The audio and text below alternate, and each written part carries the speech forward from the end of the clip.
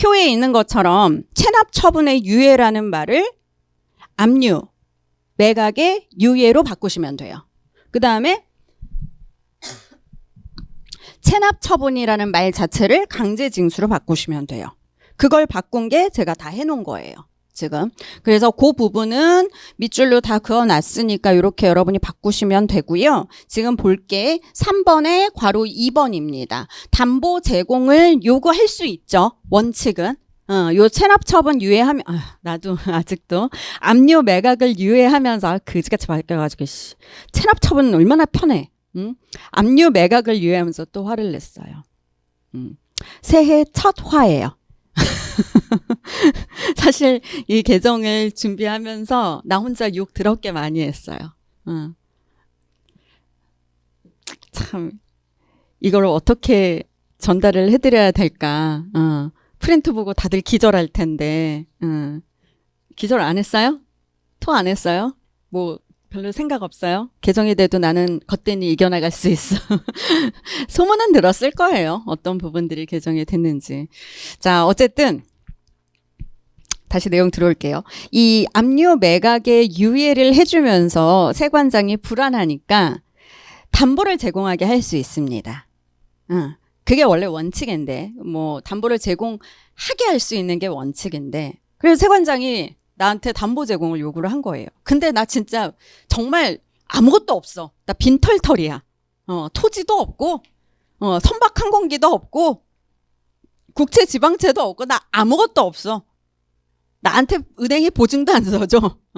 아무것도 없어. 그러면 괄호 2번 담보 제공을 요구하지 않을 수 있는 경우가 있습니다. 그게 뭐냐면 자 유예 결정일 기준으로 해서 법을 위반해서 처벌받은 사실이 없어요. 3년 동안. 최근 3년 동안. 그런 애한테는 담보 제공을 요구하지 않을 수 있어요. 대신 얘는 뭘 내야 되냐? 납부 계획서라는 걸 내야 되죠. 그치? 자, 여기서 바뀐 게 뭐냐면 지금 법을 위반하면 안 된다 그랬는데 어떤 법이었냐? 관세법하고 조세범 처벌법하고 환급특례법이었어요. 여기에 요 FTA 특례법이 들어간 겁니다. 그러니까 내가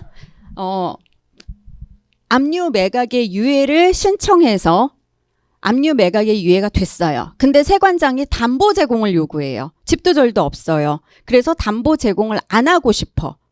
그러면 세관장이 납부 계획서를 제출받고 담보 제공을 요구하지 않을 수 있는데 대신 나는 법을 위반한 적이 없어야 돼요. 어떤 법? 관세법, FTA 특례법, 환급특례법, 조세범 처벌법.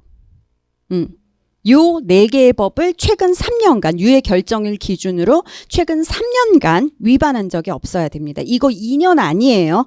요건 3년이에요. 그래. 자, 그래서 요게 좀 바뀐 거고요. 4번 지금 요 압류 매각의 유예를 취소하는 거. 유예 취소가 뭐야? 요거 하나 없애요. 미안. 압류 매각의 유예를 취소하는 거.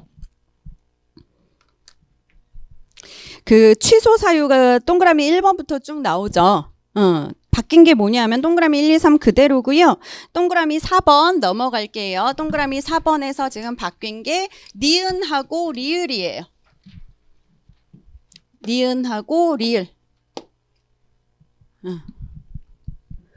니은. 기억은 지금 원래 뭐 국세, 지방세, 공과금 체납으로 체납 처분을 받은 경우 근데 왜 강제징수 또는 체납 처분이라고 돼 있냐면 아직 강제징수라는 말을 안 쓰는 지방세 같은 경우에는 체납 처분이란 말을 그대로 쓰고 있어요. 그래서 그렇게 한 거니까 뭐 별로 실의가 없는 거 그냥 강제징수라고 하셔도 돼요. 기억은 우리 쪽으로 그냥 맞춰도 되는 거고 니은 보시면 요거는 리을에 있던 경매가 시작된 경우 그거에 대한 아주 세부 규정이 들어온 겁니다. 경매가 시작되는데 아무 경매나 시작된 게 아니라 강제 집행이나 담보권 실행 이런 거를 위한 경매가 시작된 경우라고 보시면 돼요. 그 다음에 그러니까 원래 기존에 있던 두 번째, 네 번째 게 니은으로 구체화된 거고요. 원래 리을에 있던 네 번째에 있던 경매가 시작된 경우가 리을 파산 선고를 받은 경우로 바뀐 거예요. 그러니까 니은하고 리을이 바뀐 거야. 요것만 두 번째, 네 번째만. 요거는 원래 있었는데 좀 구체화된 거고, 요거는 없었는데 들어왔어요. 파산 선고를 받은 경우는 없었거든. 근데 사실 그렇잖아. 이 유예를 받은 사람이 파산 선고를 받아. 그럼 바로 취소해야겠죠. 받아야겠죠. 이거 망했다는 건데. 그치? 그래서 미음은 있으면서 다섯 번째 거는 법인이 해산된 경우는 있으면서 파산 선고를 받은 경우가 없다라는 건 이건 법의 오류예요. 그래서 들어온 겁니다. 그래서 이렇게 챙겨 놓으시고요. 5번, 6번 똑같습니다. 자, 7번 새로 신설됐어요. 5번, 6번 똑같고 5번, 6번은 용어만 바꾸면 되는 거고요. 7번, 요거는 신설됐어요. 아까 법을 위반한 사실이 없어야 된다 그랬잖아요. 그걸 어떻게 알아? 그치? 그렇기 때문에 관계기관 장에게 요 조회를 요청할 수가 있습니다. 얘가 진짜 관세법, 환급특례법, FTA 특례법, 조세범 처벌법 이런 거 3년간 위반한 적 있는지 없는지 그 범죄 경력 자료 조회를 요청할 수가 있어요. 그 요청하는 사람은 관세청장입니다. 세관장 아니에요. 관세청장이 요청할 수 있고요. 정당한 사유 없으면 요청받은 기관의 장은 조회해줘야 돼요. 그래서 이게 새로 들어왔습니다. 범죄 경력을 알아야 되기 때문에 8번도 그냥 원래 있던 건데 용어만 바꾸시면 돼요. 자, 21페이지 넘어갈게요. 납세 의무 소멸에서도 체납 처분비가 강제징수비로 바뀌었기 때문에 제가 그냥 해놓은 거고요. 관세부가 제척기간 특례는 좀 보셔야 됩니다. 요거는 지금 기존의 내용이 바뀐 건 없습니다. 1년짜리랑 2개월짜리의 특례 두 가지가 있죠. 근데 기존의 내용이 바뀐 거 없고 요 괄호 2번이 좀 바뀌면서 좀 정리가 됐어요. 이게 뭐냐 하면 여러분 그 관세부가 제척기간 특례에서 1년짜리 보시면 원산지 증명서 확인 요청을 해가지고 회신을 받은 경우에는 그 1년간 부가권이 생기죠. 그치? 근데 자 제가 질문할게요. 회신이 안 오면 어떡할 거야? 그럼 회신을 받은 날부터 1년이 생기질 않잖아요. 그게 법의 허점이었어요. 그렇기 때문에 그게 들어온 거야. 만약에 회신을 받았다면 회신을 받은 날.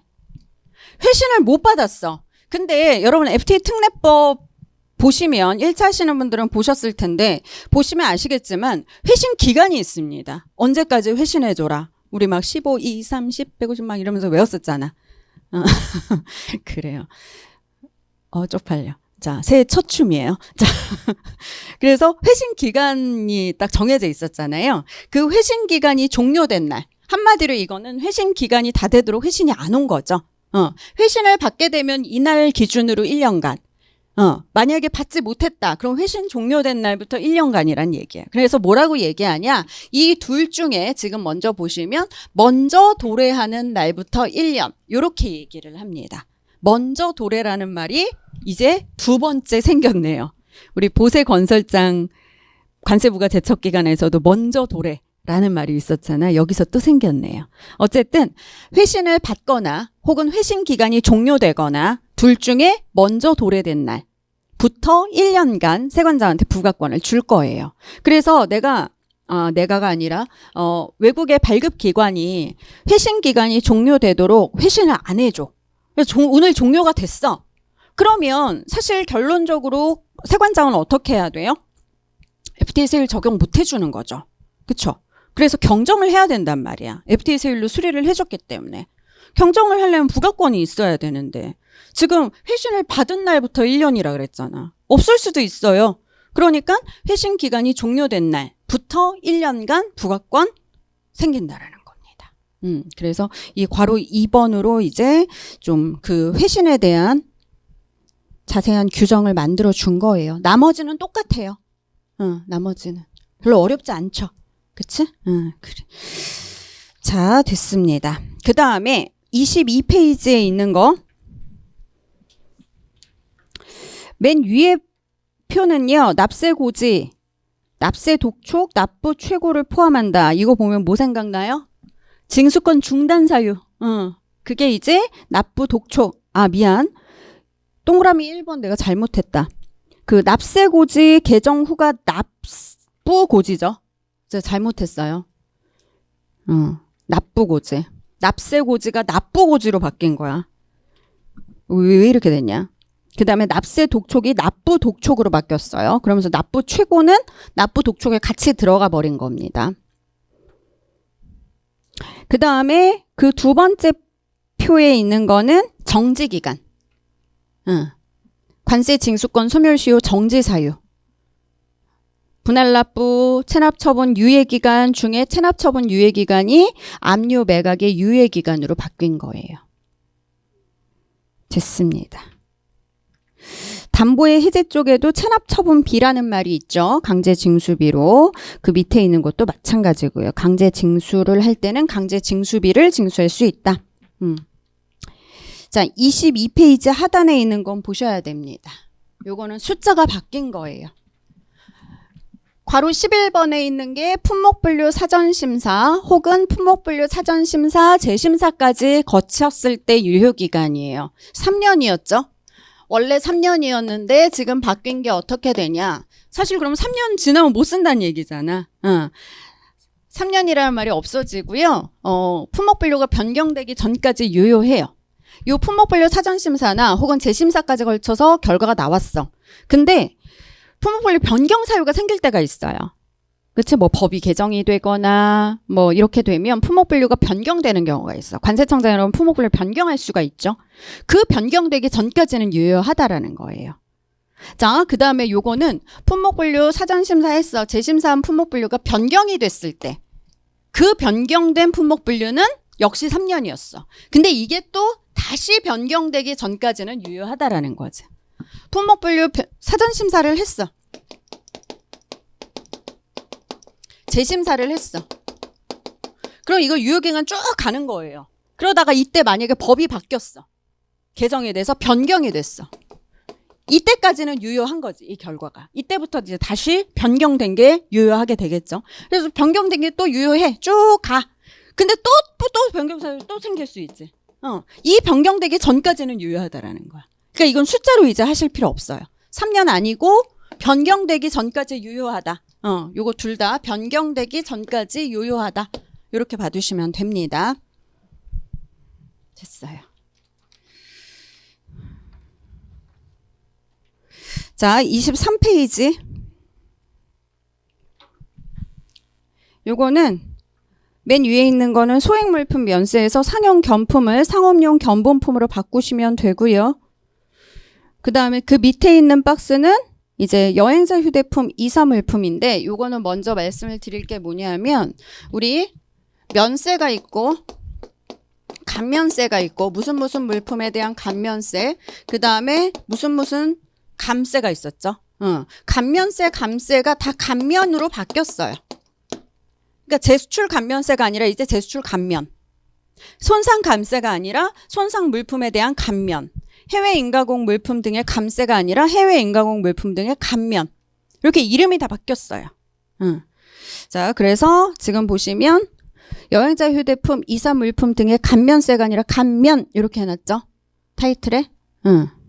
그렇게 보시면 되고 5번의 괄호 1번은 어떻게 바뀐 거냐 하면 지금 단서가 삭제됐다 그랬죠.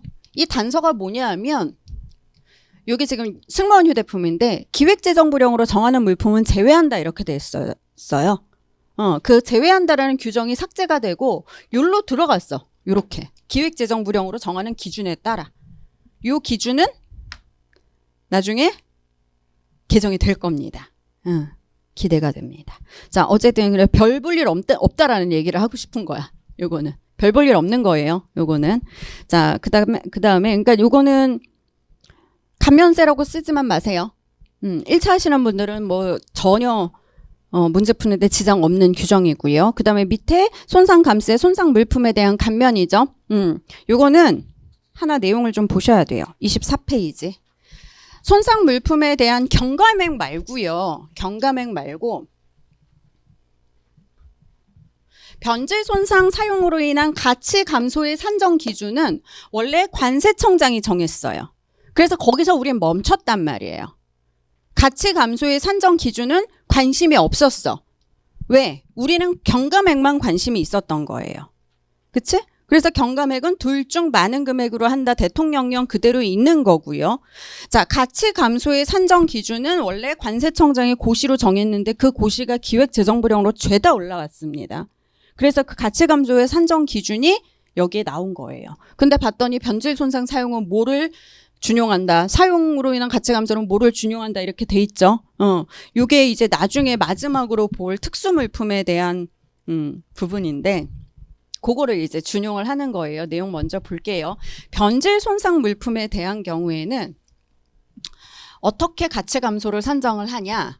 요 변질 손상되지 않은 물품이 있을 거 아니야. 그 전에 변질 손상되기 전에 변질 손상되지 않은 물품 가격에서 이 셋 중 하나를 뺄 거예요. 손해평가액이 있다면 이거를, 수리 개체 비용, 수리 비용이 있다면 요거를, 그 다음에 손해 보상액이 있다면 요거를, 셋 중 하나, 손해평가액이나 수리 비용이나 손해 보상액이나.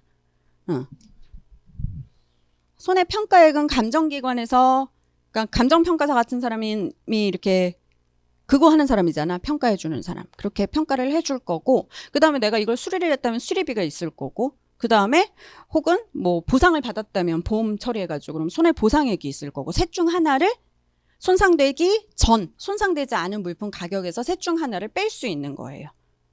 그렇게 해서 가치 감소의 산정 기준을 할 거고요. 그 다음에 요게 뭐냐면 사용.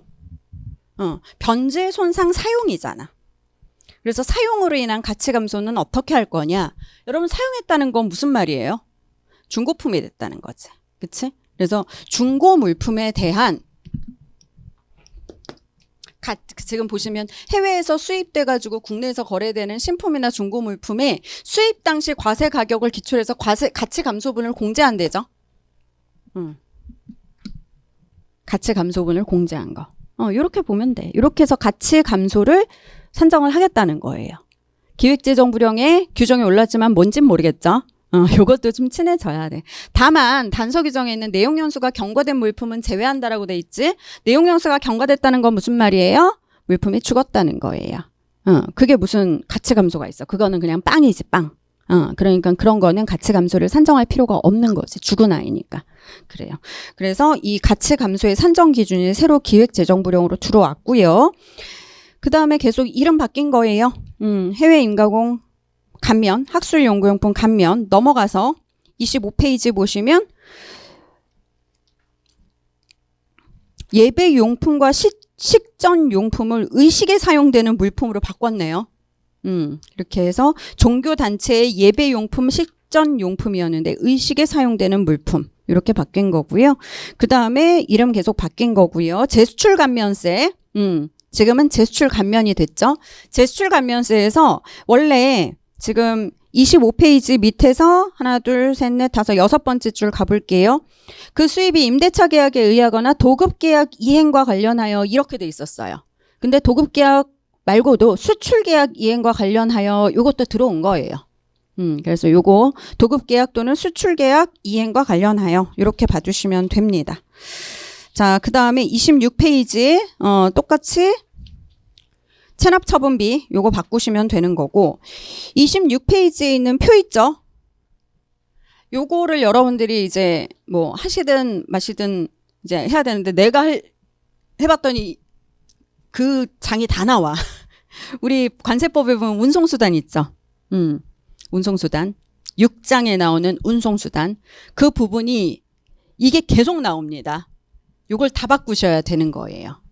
그래서 개항은 국제항으로 뚝뚝뚝뚝 해가지고 보시면 되는 겁니다. 그리고 내용 바뀐 거는 제가 해드릴게요. 우리 좀 시간이 좀 지났으니까 잠깐만 쉬었다가 27페이지부터 또 보도록 할게요.